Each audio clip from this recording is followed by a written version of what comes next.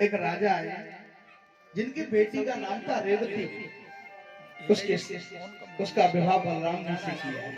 बोलिए रेवती रमण भगवान की जय। भगवान बोले अब बलराम भैया का विवाह हो गया, अब नंबर हमारा है, हमारा भी विवाह हो जाए।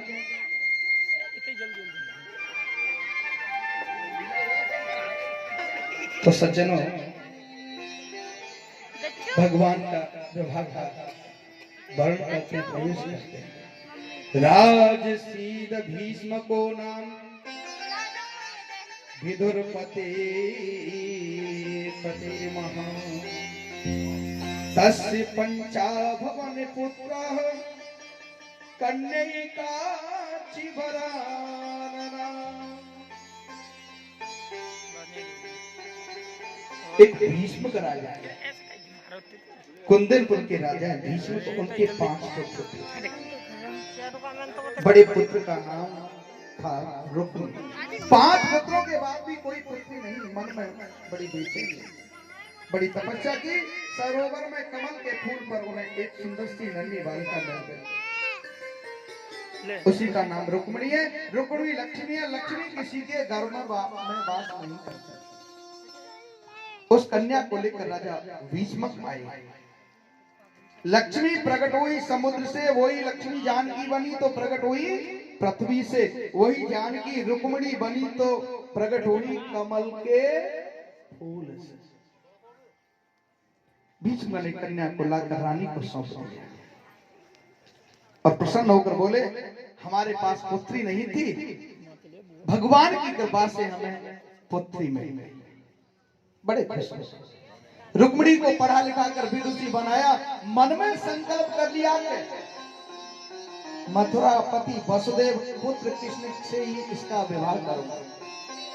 आजकल कृष्ण द्वारका में आ गए, लेकिन कभी कभी घर में क्या होता है, जब पुत्र बड़ा हो जाता है माता पिता की बात नहीं मानता।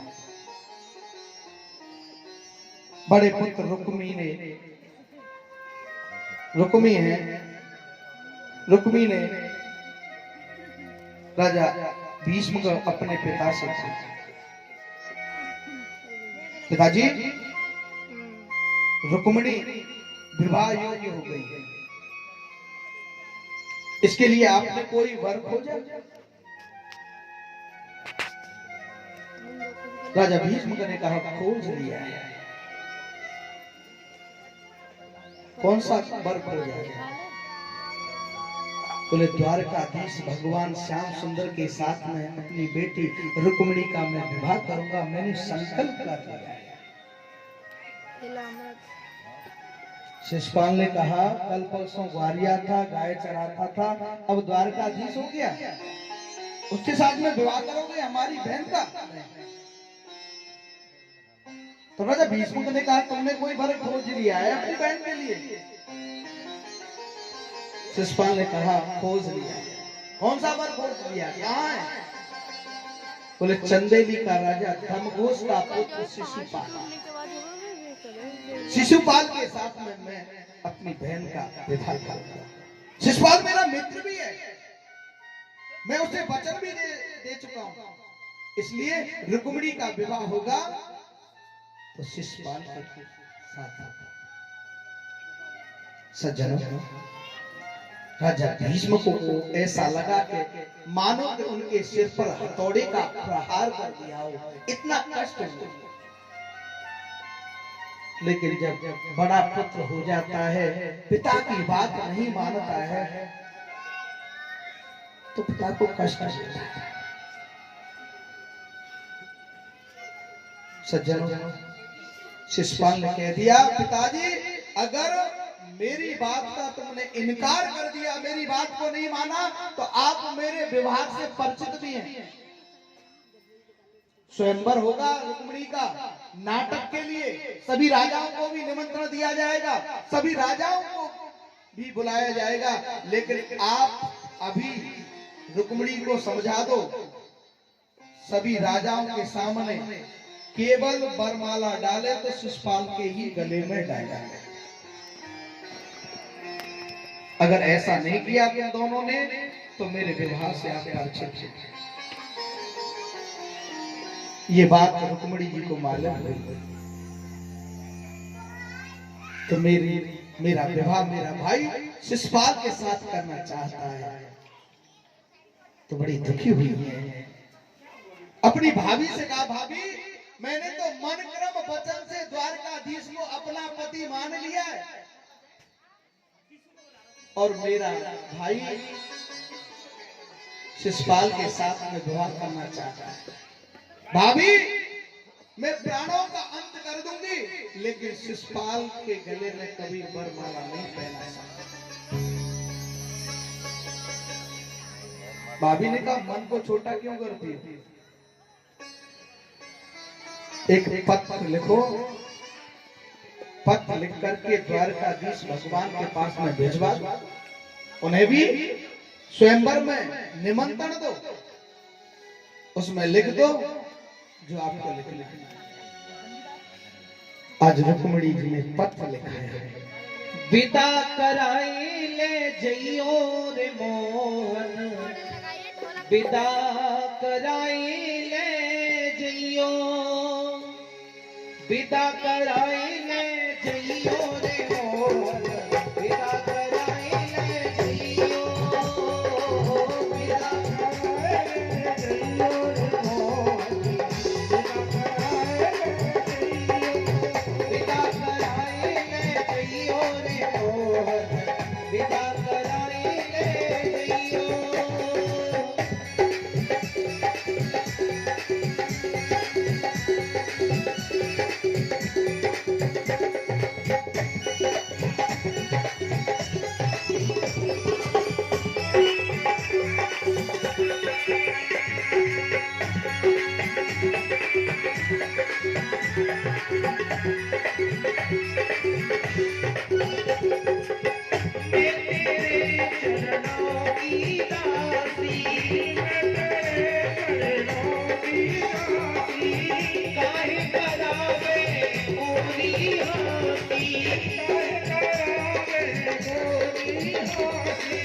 जल्दी से आजा ओ ब्रजवासी,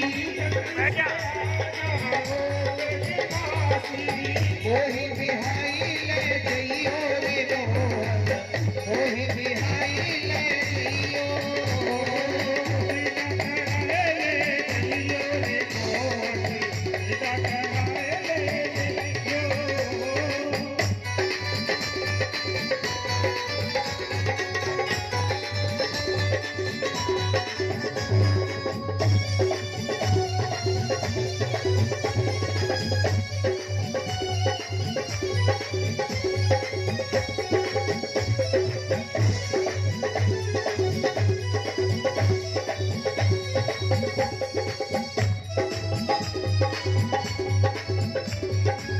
आज दुष्ट में घेरी गैया, आज दुष्ट में घेरी गैया, मानन मोर सहोदर भैया, मानन मोर सहोदर भैया, जल्दी से आजा कृष्ण कन्हैया, जल्दी से आजा कृष्ण कन्हैया, मोहि छुड़ाई ले जइयो रे मोहन, विदा कराई ले जइयो, विदा कराई ले जइयो रे मोहन, विदा कराई ले जइयो।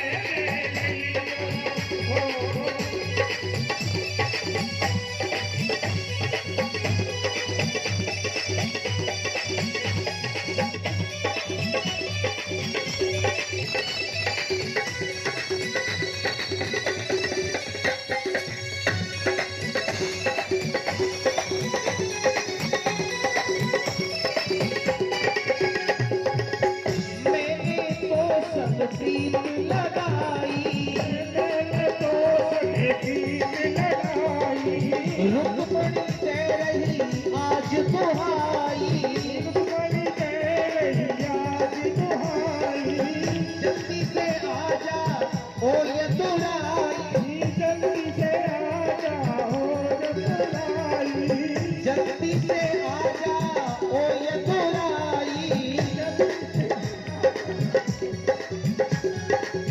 मोहि बचाई ले जइयो रे मोहन, मोहि बचाई ले जइयो।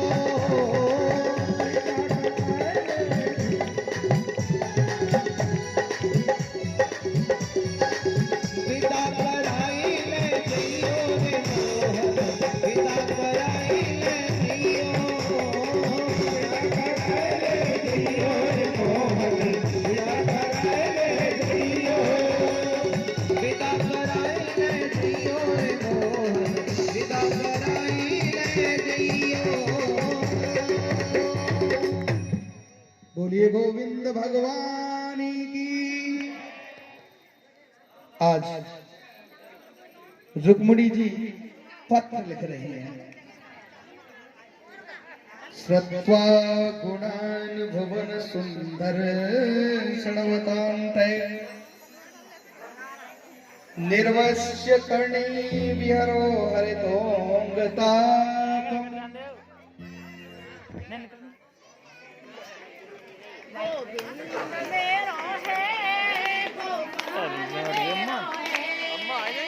बहुत देर की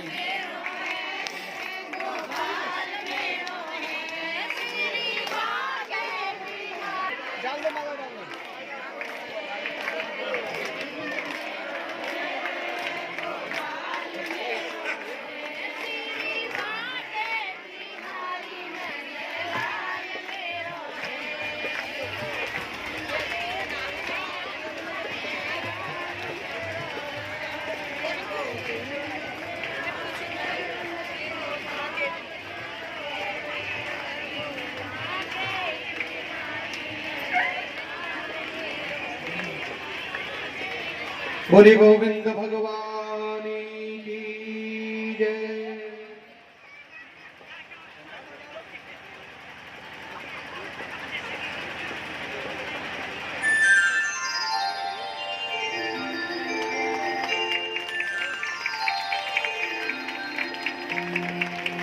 बोलिए व्यास जी महाराज की।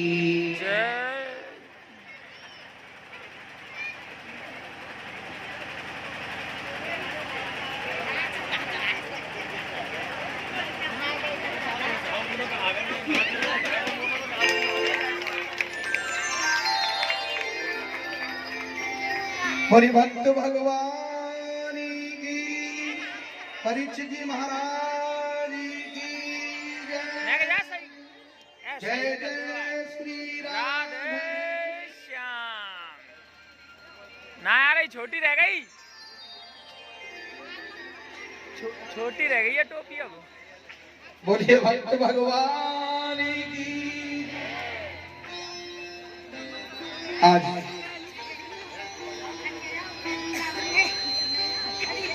सात श्लोकों में रुक्मिणी जी ने भगवान के लिए पत्र लिखा। हे गोपाल, मैंने केवल आपके गुणों को सुना है श्रुत्वा। नवदा भक्ति में पहली भक्ति है श्रवणम। इसलिए रुक्मिणी लिखती है, मैंने आपको आंखों से नहीं देखा है, केवल मैंने आपके गुणों को श्रवण किया है, सुना है। इसलिए पहली भक्ति है श्रवण। हे गोपाल, आप सोचेंगे ये ऐसी कौन सी नारी है जो बिना परिचित के हमारे लिए पत्र लिख रही है। गोविंद एक बार आपकी झांकी को देख लेता है, आपके गुणों को सुन लेता है,